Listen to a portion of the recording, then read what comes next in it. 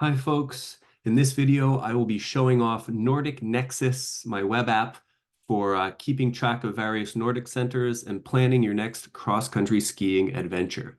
So I've got my credentials already entered. I'll go ahead and log in and that sends you right to your homepage.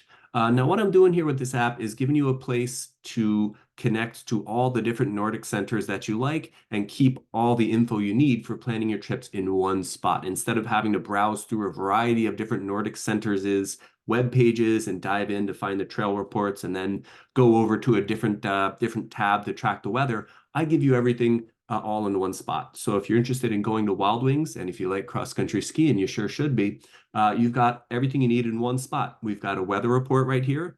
We make a call to a weather API. And I'll just point out that we cache that information in local storage.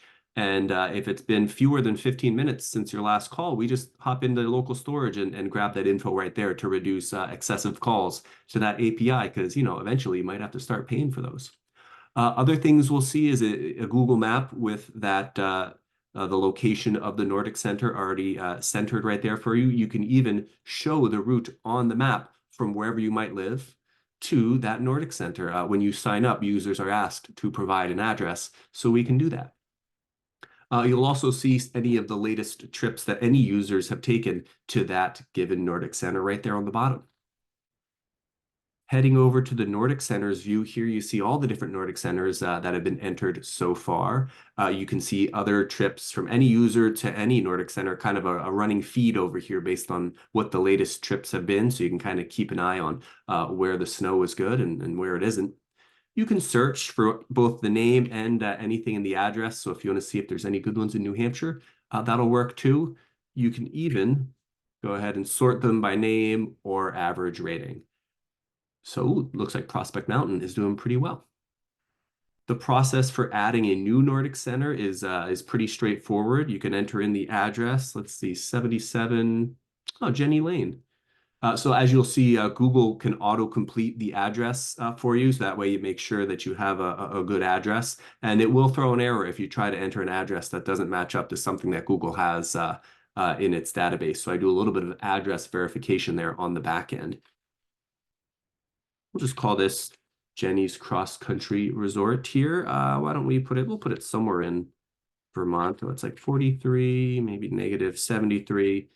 And the optional trail report and trail map will just leave blank. So let's see. Okay, we've got Jenny's Cross Country Ski Area. And we could see the address and the directions right there along with the weather. Why don't we add a trip to Jenny's Nordic Center as well? Maybe we'll say we went yesterday. Not a lot of snow, but they did a great job grooming it up. Pretty good weather, and we'll say a decent fun factor.